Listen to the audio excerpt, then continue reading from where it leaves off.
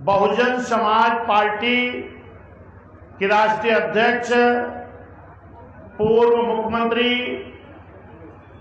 राज्यसभा लोकसभा की पूर्व में सांसद रही, इस देश में करोड़ों करोड़ गरीबों, शोषितों, मजलूमों की नेता, सर्व समाज की नेता माननीय बहन कुमारी मायावती जी के नीतियों में आशा विश्वास रखते हुए, बहुजन समाज पार्टी में अपने आशा और विश्वास रखते हुए जिन हजारों साथियों ने, भाई दिलीप पाल जी हैं, हमारे मौर्या जी हैं, जिन्होंने बाबा साहब की मूर्ति, 5 मूर्तियां जो मुझे जानकारी मिली है, ये खरीद करके लोगों को भेंट किए हैं लगवाने के लिए।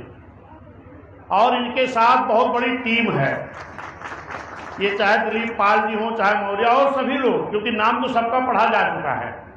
इसीलिए माननीय पूर्व नेता विधान परिषद, पूर्व एमएलसी साहब ने आप सबका सूची पढ़ने का काम किए और मैंने खुद अपने हाथों से आप सबको बहुजन समाज पार्टी का चुनाव निशान हाथी का पटका भेज करके सभी लोगों का मैंने स्वागत करने का काम किया है।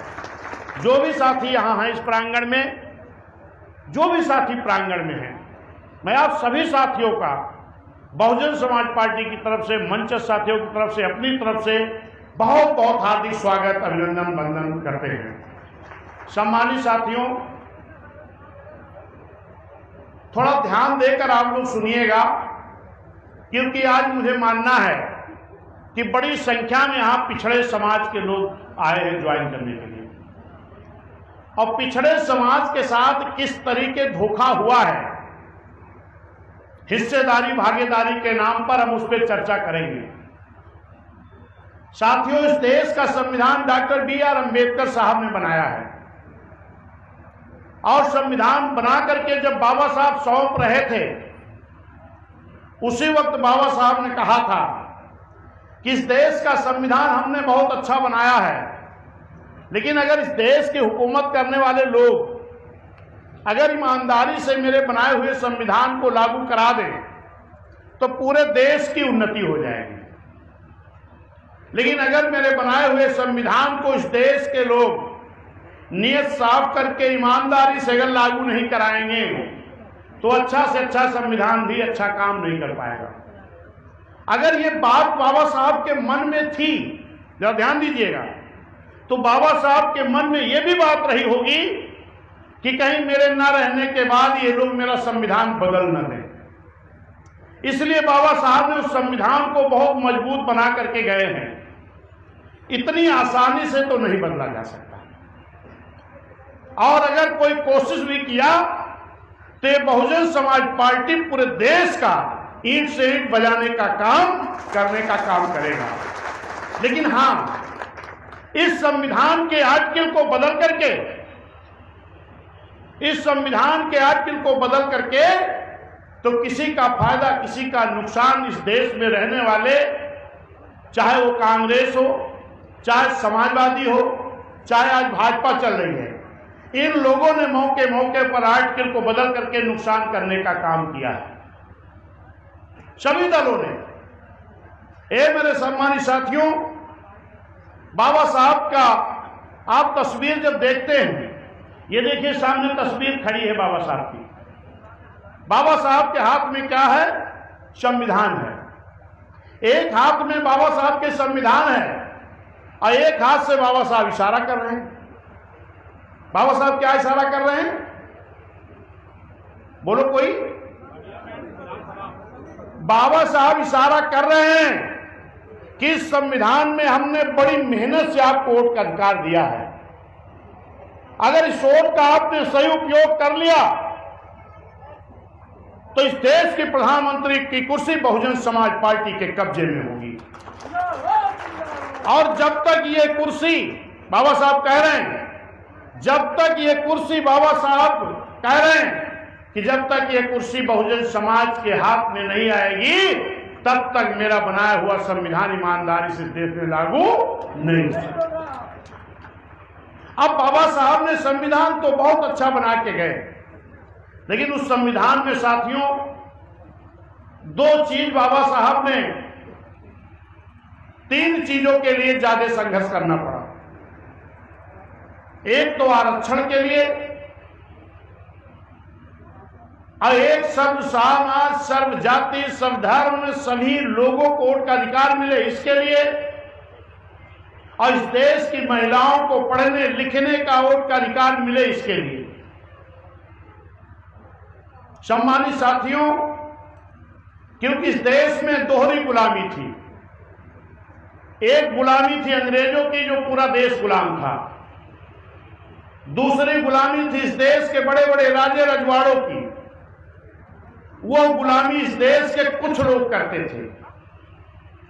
वो दोहरी गुलामी कौन लोग करते थे? जो इस देश में आर्थिक, सामाजिक, शैक्षिक, राजनैतिक, जो हर तरह से पिछड़े थे। किसी जाति के नहीं, जो भी पिछड़े थे वो दोहरी गुलामी करते थे। वही तो राजे रजवाड़ों के यहां हलवाई करते थे, वही उनके यहां जाकर के काम करते थे। देश की आजादी के बाद भी उनको आजादी नहीं मिली थी। मैं धन्यवाद देता हूं बाबा साहब को। बाबा साहब ने अथक प्रयास करके एक साइमन कमीशन मंगाने का काम किया, और साइमन कमीशन गांव-गांव सर्वे कर रहा था। क्या सर्वे कर रहा था? कि इस देश में जो आर्थिक, सामाजिक, राजनीतिक, शैक्षिक हर तरह से पिछड़े हैं, इनका नाम सूची में दर्ज हो जाए, ताकि इन पिछड़ों को आरक्षण मिल जाए, ताकि आरक्षण के बल पर ये पिछड़े लोग अगड़ों की बराबरी कर सके। बाबा साहब भी उस साइमन कमीशन की कमेटी में थे। दिन भर बाबा साहब कमेटी के साथ रहते थे। रात में बाबा साहब उन पिछड़े समाज के मोहल्लों में, गांव में, वार्डों में जाते थे और कहते थे, कल आपके गांव में भी साइमन कमीशन के लोग आएंगे, तो आप भी अपनी सच्चाई उस सूची में दर्ज करा देना, ताकि आप सबको आरक्षण दिया जा सके। लेकिन मेरे सम्मानित साथियों, जैसे बाबा साहब निकल करके आते थे, तैसे कुछ वो लोग भी गांव में पहुंच जाते थे जो आपको आरक्षण नहीं देना चाहते थे। वो जाके पूछते थे कि बाबा साहब आए थे क्या? तो लोग कहते थे, हाँ बाबा साहब तो आए थे। तो बाबा साहब क्या बता के गए हैं? तो लोग बताते थे कि बाबा साहब बता के गए हैं कि सूची में नाम दर्ज करा देना। तो जो आपके विरोधी थे वो कहते थे, अगर आप सूची में नाम दर्ज करा देंगे तो आप तो छोटी जाति में हो जाओगे, आप तो नीची जाति में हो जाओगे। मेरे सम्मानित साथियों, जिन लोगों ने बाबा साहब की बात को माना, उन्होंने अगर समथल एरिया के लोगों ने सूची में नाम दर्ज कराया तो अनुसूचित जाति के हो गए। पहाड़ी क्षेत्रों के लोगों ने जो बाबा साहब की बात को माने, सूची में नाम दर्ज कराए तो अनुसूचित जनजाति में हो गए। जिन लोगों ने बाबा साहब की बात को नहीं मानी, अपने दुश्मनों की बात की मानी, वो क्या रह गए? वो रह गए पिछड़े के पिछड़े। हमने पहले बताया ना कि सर्वे किसका हो रहा था? पिछड़ों का। जो लोग बाबा साहब की बात को माने, सूची में नाम दर्ज कराए, वो हो गए एससी और एसटी में, और जो बाबा साहब की बात को नहीं माने वो पिछड़े के पिछड़े रह गए। वही है यादव, पाल, मौर्य, प्रजापति, नाई, बढ़ई, लोहार, कुम्हार, राजभर, बिंद, जो भी ओबीसी समाज की जाति के लोग हैं, ये वही पिछड़े हैं जो आज ओबीसी कहे जाते हैं।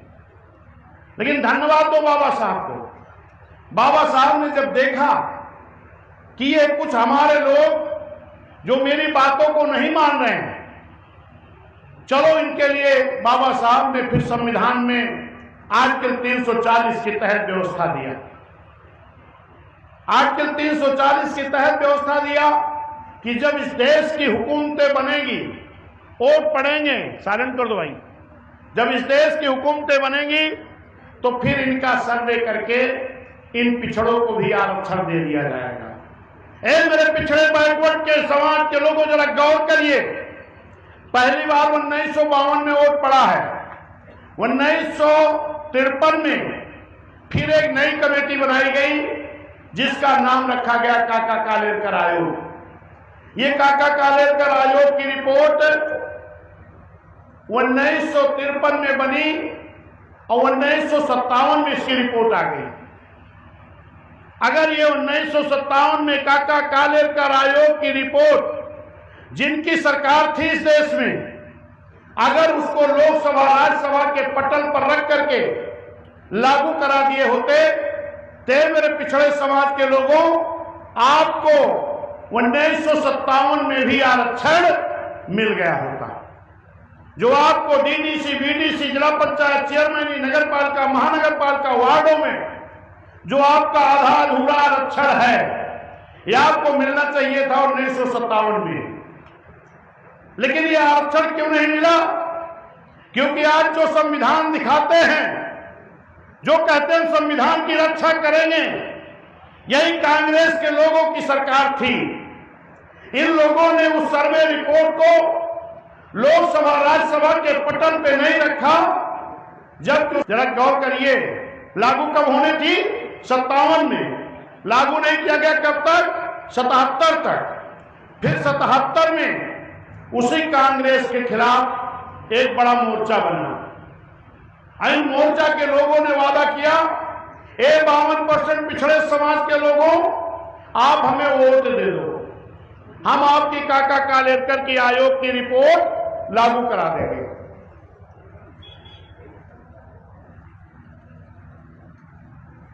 लेकिन सम्मानित साथियों, यह कब तक कहा गया? जब तक 77 का चुनाव नहीं हो गया।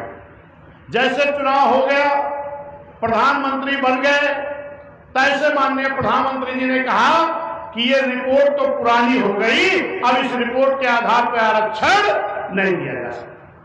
कै साल बीत गया था? 20 साल। फिर जो सरकार बनी कांग्रेस के अगेंस्ट, फिर उन्होंने भी पिछड़ों को धोखा दिया। जनता दल की अगुवाई में बनी थी। फिर उन लोगों ने 1978 में एक फिर कमेटी बनाई गई। उस कमेटी का नाम रखा गया मंडल कमीशन। उसकी भी रिपोर्ट 1980 में आ गई। लेकिन ये मेरे सम्मानित साथियों, तब तक फिर घूम फिर के कांग्रेस आ गई थी। फिर वो रिपोर्ट नहीं लागू हुई, फिर आपको आरक्षण नहीं मिला। फिर आरक्षण आपको कब मिलता है? पहली बार जब 89 में, ध्यान दीजिए इधर, पाल साहब बात मत करें, नहीं डिस्टर्ब होते हैं। पहली बार जब 89 में बहुजन समाज पार्टी के 3 एमपी जीत करके आए। बिजनौर से बहन कुमारी मायावती जी, पंजाब से हरभजन सिंह लाखा जी, आजमगढ़ से रामकृष्ण यादव जी। तब उस वक्त मानवर कांशीराम साहब ने कहा, मान्या बहन जी, आप पार्लियामेंट तब तक नहीं चलने देंगी जब तक कि पिछड़ों का मंडल कमीशन लागू करके इन पिछड़ों को आरक्षण नहीं मिल जाता।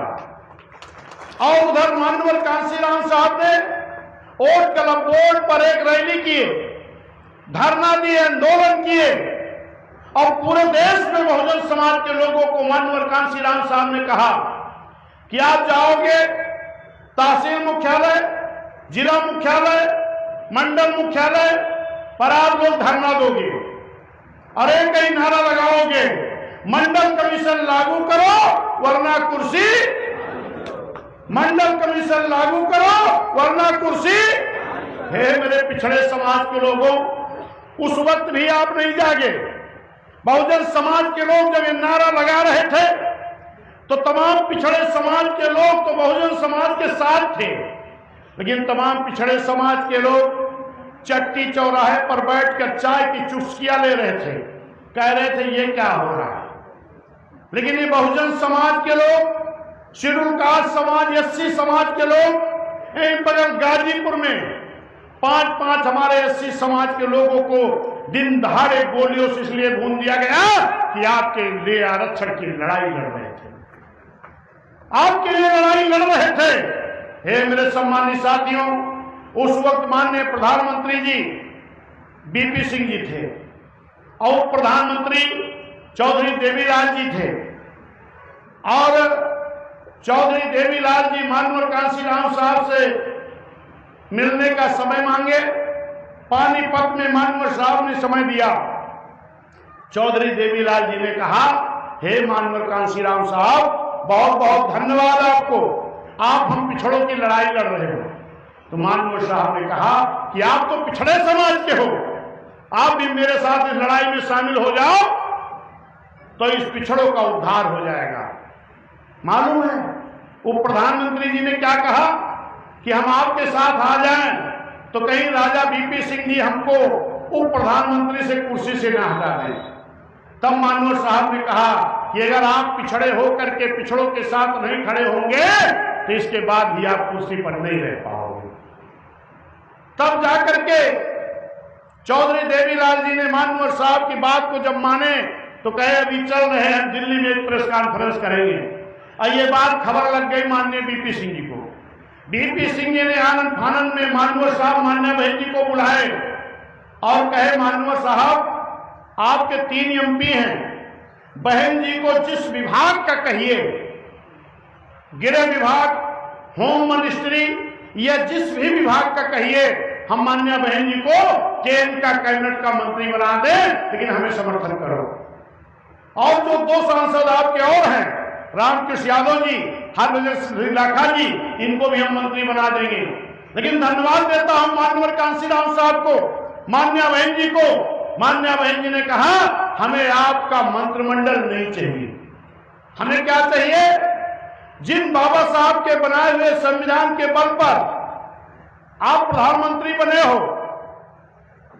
और इस देश की प्रधानमंत्री कुर्सी चलाते हो, ऐसे बाबा साहब को आज तक इस देश की हुकूमत करने वाले लोगों ने भारत रत्न की उपाधि नहीं दे पाए। तो बाबा साहब को भारत रत्न की उपाधि दे दो। और नंबर 2, जिन 52% पिछड़े समाज के वोट के बल पर आप सरकार में बैठे हो, जिनके साथ आज तक धोखा हुआ है, जिनको आज तक कांग्रेस ने संविधान में व्यवस्था होते हुए भी इनको आरक्षण नहीं लेने दिया, इन पिछड़ों की मंडल कमीशन लागू करा करके इन पिछड़ों को आरक्षण देने का काम करो। और तीसरी मांग, आपके मंडल के विरोध में भारतीय जनता पार्टी के भी लोग एक रथ यात्रा लेकर के निकले थे, जिससे पूरे देश में खून खराबा होने की उम्मीद थी। लेकिन ये मेरे साथियों, वो रथ यात्रा भी रोकी गई। लेकिन जब ये खबर भाजपा के लोगों के लगी, क्योंकि उस वक्त भाजपा के लोगों का भी माननीय वीपी सिंह जी को समर्थन था, जब ये खबर भाजपा के लोगों को लगी तो उन्होंने कहा कि अगर बहुजन समाज पार्टी की बात मान करके अगर पिछड़ों को आरक्षण आपने दे दिया तो आपकी सरकार गिरा देंगे। किसने कहा?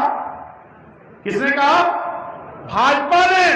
वह भाजपा जिस भाजपा को पिछड़ा समाज आज अपने कंधे पर लेकर के ढो रहा है, वह भाजपा ने कहा कि अगर पिछड़ों को आरक्षण दे दिया गया तो इस सरकार को गिरा देंगे। ए मेरे पिछड़े समाज के लोगों, जो आपको आधा अधूरा आरक्षण मिला है, आधा अधूरा क्यों कह रहा हूं? क्योंकि अगर आप बाबा साहब की बात को माने होते तो पूरा आरक्षण मिला होता। जैसे आपका आरक्षण ग्राम प्रधानी में है, डीडीसी में है, बीडीसी में है, चेयरमैनी में है, नगर पालिका में है, महानगर पालिका में है, लेकिन क्या विधानसभा लोकसभा में है? कोई विधानसभा लोकसभा आरक्षित है? और ये क्यों नहीं है? क्योंकि आपने उस वक्त बाबा साहब की बात को नहीं माना, फिर माननीय साहब की बात को भी आप नहीं माने। और आज मैं कह रहा हूं कि अगर आप मान्या बहन जी की बात को नहीं माने तो फिर वहां पहुंचने में देर नहीं है जहां से बहुजन समाज पार्टी उठा करके आपको लाई है। अब आगे चल रहा हूं, कहां लेके आई है आरक्षण, आपको कैसे मिला ये मालूम हो गया। अगर बहुजन समाज पार्टी माननीय कांशीराम साहब मान्या बहन जी संघर्ष नहीं करते तो आज भी आपको आरक्षण नहीं मिलता। जो आप तैयारी कर रहे हो ना, प्रधानी की, जिला पंचायत की, सदस्य की, बीडीसी की, यह आरक्षण आपको कितने साल बाद मिला? पहले कब मिलना था? 1957 में। मिला कब? 90 में। कई साल हो गया? लगभग 32-33 साल। मेरे पिछड़े समाज के लोगों, बाबा साहब के द्वारा आज के 340 के तहत तो संविधान में व्यवस्था थी, लेकिन आपको आरक्षण नहीं दिया गया। इसीलिए हमने कहा कि बाबा साहब ने कहा था कि अगर मेरा बनाया हुआ संविधान ईमानदारी से लागू ना हो तो आपका लाभ नहीं हो सकता। नहीं लागू हुआ। अब आ जाइए वोट पर। आरक्षण आपको बहुजन समाज पार्टी की बदौलत मिला, ये आपके समझ में आया कि नहीं?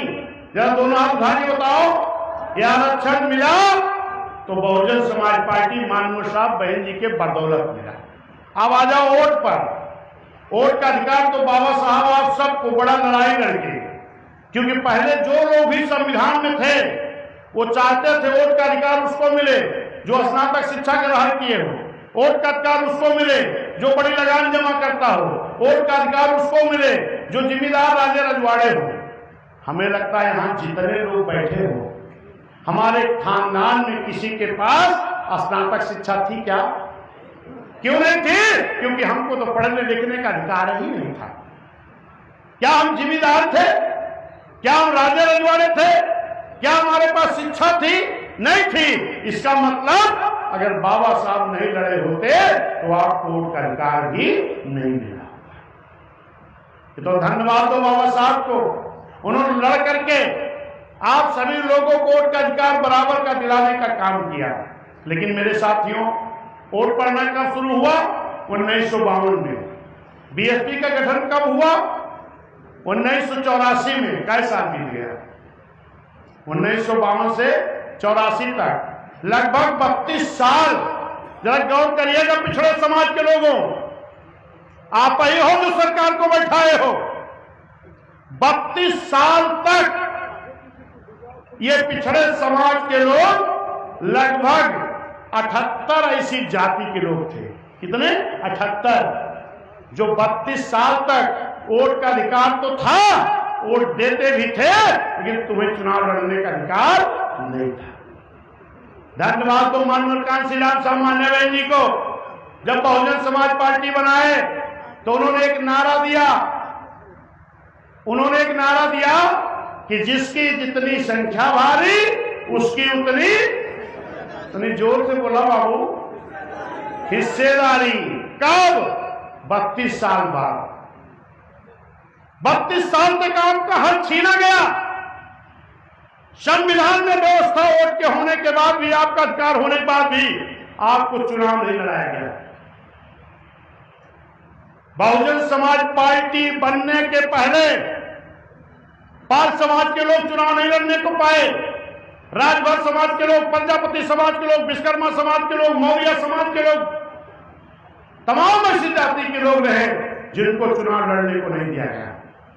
और तमाम हमारे नौजवान जो आज बसपा के अलावा दूसरे दलों में हैं, वो जानते हो क्या कहते हैं? कि उस वक्त हमारा समाज लड़ने लायक नहीं रहा होगा। मेरे पाल समाज के लोगों, जरा गौर करो।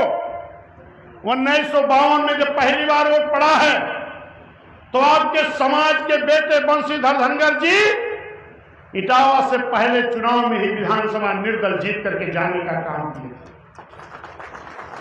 फिर 57 में निर्दल ही पार्लियामेंट जाने का काम किए हैं।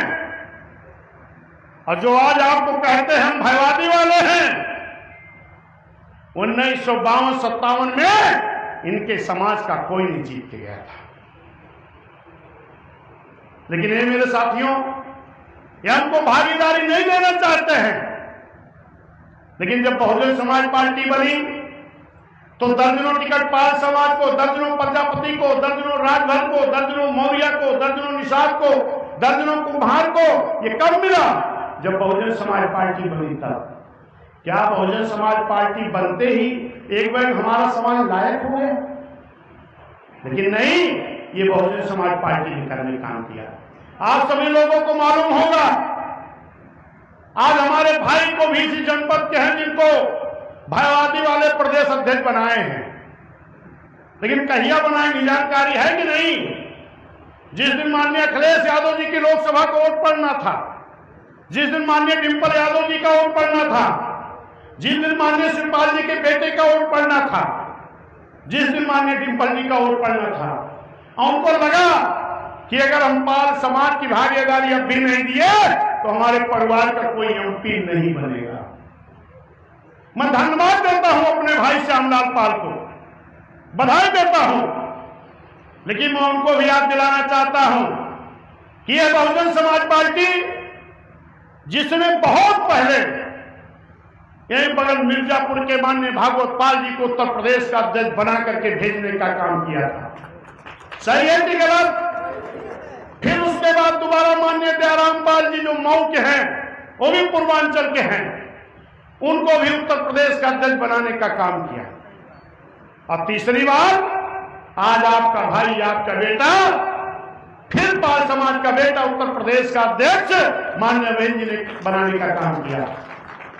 और आपको यह जानकर खुशी होनी चाहिए, मैं बहन जी का बहुत बहुत आभार प्रकट करता हूं, धन्यवाद देता हूं कि माननीय बहन जी ने 20 दिसंबर 2022 में हमको अध्यक्ष बनाने का काम किया था। आज 25 चल रहा है, पुनः बहन जी ने आपके भाई, आपके बेटे को फिर एक बार बहन जी ने अध्यक्ष बनाने का काम किया। इसके लिए बहन जी का बहुत बहुत आभार, बहुत बहुत धन्यवाद देने का काम करता हूं। भाई हमारे आकाश आनंद जी को माननीय बहन जी ने नेशनल संयोजक बनाने का काम किया, इसके लिए भाई आकाश आनंद जी को बधाई, माननीय बहन जी को बहुत बहुत आभार। मेरे सम्मानित साथियों, इतने नहीं, आज जितने भी पाल समाज में नेता आप देखोगे 90% वो आपको बहुजन समाज पार्टी रूपी नर्सरी से ही तैयार होके गए हैं। चाहे आपके एसपी सिंह बघेल रहे हो, इनको भी राज्यसभा और राष्ट्रीय महासचिव बहन जी ने बनाया, चाहे भागवत पाल जी विधायक मंत्री प्रदेश अध्यक्ष, चाहे दयाराम पाल जी एमएलसी और मंत्री, चाहे रामशंकर पाल जी, चाहे श्री राम पाल जी, चाहे उद्धव पाल जी, चाहे पूजा पाल जी, चाहे राजू पाल जी, चाहे राम अवतार पाल जी, चाहे सतीश पाल जी, चाहे शेर किशन लाल बघेल जी, कितना गिनती कराएंगे। जब सरकार बहन जी की थी तो विधायक के अलावा 9 मंत्री बिना विधायक के भी बनाए गए थे, 9। और जो उच्च सदन होता राज्यसभा का, आज तक उत्तर प्रदेश से कोई भी इस देश के उच्च सदन में नहीं गया। अगर एसपी सिंह बघेल जी राज्यसभा में गए तो उनको भी कोई और नहीं, माननीय बहन जी ने भेजने का काम किया। श्री राम पाल जी अगर राज्यसभा गए तो उनको भी माननीय बहन जी ने भेजने का काम किया। एक घटना आपको हम सुना दें। एक बार झांसी में एक बहुत बड़ा सम्मेलन हो रहा था और माननीय श्री राम पाल जी मुकथित थे।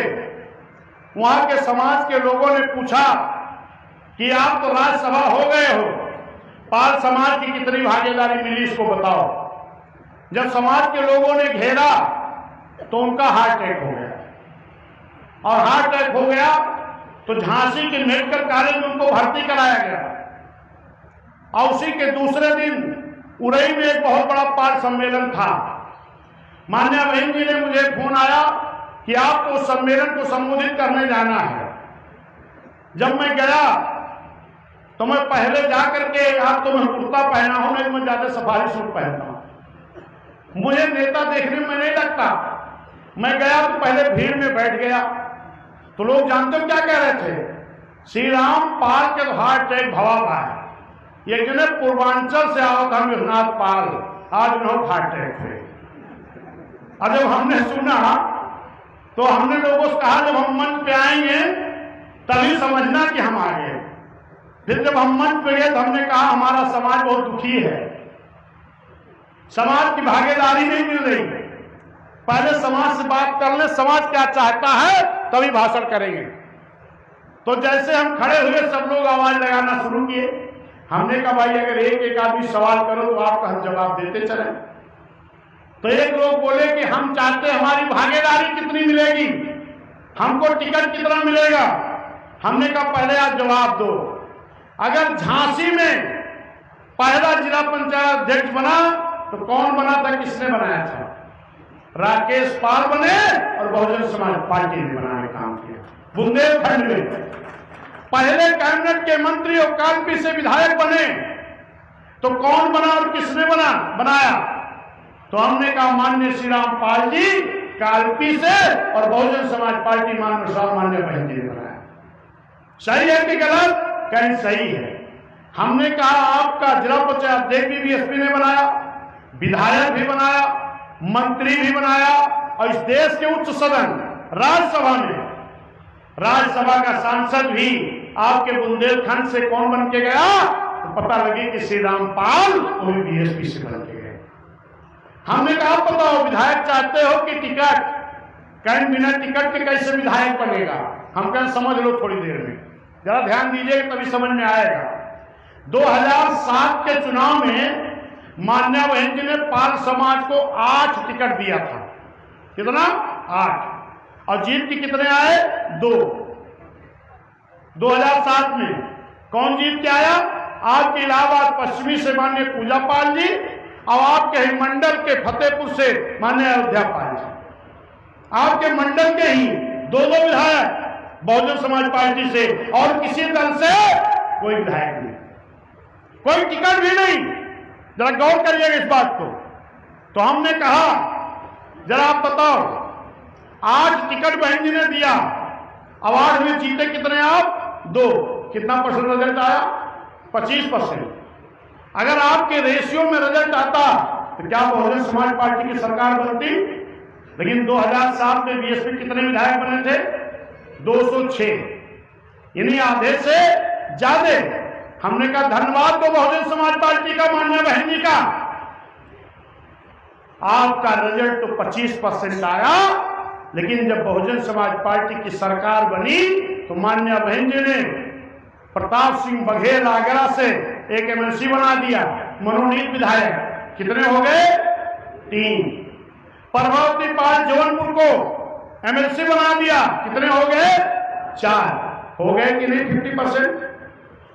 धन्यवाद तो बहन जी को कि मान्या बहन जी ने कहा कि हमने तो 8 टिकट दिया, कहीं से चूक हो गई। अगर पाल समाज नहीं जीत के आ पाया तो मनोनीत करके 2 विधायक भेज देंगे, 50% का रिजल्ट आपका आ गया कि नहीं? फिर उसी वक्त एसपी सिंह बघेल को राज्यसभा, एक राज्यसभा का मतलब एक लोकसभा, एक लोकसभा जीतने के लिए कैसे सीट जीते पड़ा था? 5। तो 5 और जोड़ दे, 5 4 कितने हो गए? 9। और एक राज्यसभा श्री राम जी की 5 और जोड़ दिया, 9 5 14, यानी बहन जी ने टिकट दिया 8, और जब सरकार बन गई तो विधायक हो गए 14। अब है ना खुश साकार तो है सब पाल समाज के लोग बतावा। और अगर राज्यसभा मानो तो 2 सांसद और 4 विधायक किसने बना के दिया? बहन कुमारी मायावती जी। लेकिन अब की क्या हुआ? हमारे समाज के लोग अक्सर कहते हैं भैया हमारे पाल समाज के भागीदारी कितनी है। ये भागीदारी के बाद तो करा थी, लेकिन जब वोट दिए खोत है तो ये ना देखते कि हमारी भागीदारी कहां मिली है। पुरान बात याद दिलाओ छोड़ा। अभी ये लोकसभा में बीएसपी का टिकट दे रही, पाल समाज के लोग बोला भैया क्या टिकट? 3। सपा का दे रही, जोर से बोला 1, भाजपा 1, कांग्रेस 1 और बीएसपी 3। आयलू गहलू कैंडिडेट का नहीं दे रही। एक जेपी धनगर जी जो राष्ट्रीय अध्यक्ष धनगर समाज के हैं, जो लोग कहा करते थे बीएसपी तो धनगरों का विरोधी है, वही बहुजन समाज पार्टी जेपी धनगर के बेटे को हाथरस 80 सीट से चुनाव लड़ा करके दिखाया कि आपका हितैषी कौन है, आपका भला करने वाला कौन है। लड़ाया कि नहीं? और दूसरी सीट इटावा से कौन लड़ा? पूर्व सांसद शारिका बघेल। फिर हमने कहा मान्या बहन जी एक धनगर लड़ गया, एक बघेल लड़ गया, लेकिन बहन जी पाल नहीं लड़ेगा तो हम क्या जवाब देंगे? तो बहन जी ने कहा बताओ। हम कहें बहन जी माननीय कांसी राम साहब के चुनाव एजेंट बने थे, माननीय जगन्नाथ पाल जी आपके बीच में हैं, बहन जी एक पाल को भी लड़ाने का काम करिए। आपके जिले से लड़े ना, फूलपुर से लड़े ना, लेकिन वह मेरे पाल समाज के लोगों सिला क्या दिया आपने? 3 टिकट देने वाली पार्टी को एक भी वोट नहीं। अब उमा शंकर भाई आप ना सोचा, कुछ लोग तो दिए में है, ये 3 टिकट देने वाली पार्टी को वोट नहीं दिया गया। अरे और कहीं मत देते मेरे भाई, लेकिन जहां आपका भाई लड़ रहा था यहां तो दे देते। दिए थे क्या आप लोग? दिए थे। इलाहाबाद पश्चिमी में माननीय राजू पाल जी विधायक बने थे, सही है कि गलत? कितने वोट होंगे पाल समाज के वहां? कितने होंगे पाल समाज के वोट? 40,000। और माननीय पूजा पाल जी भी विधायक वहीं से बनी। आज चाहे यहां हमारी बहन घूमे, लेकिन नेता तो बीएसपी ने बनाया है। और माननीय जगन्नाथ पाल जी खड़े हो जाओ, जरा आप बता दो कि इलाहाबाद पश्चिम कितना वोट मिला था? पंचायत सामने खुलेआम बोलो। 6,000।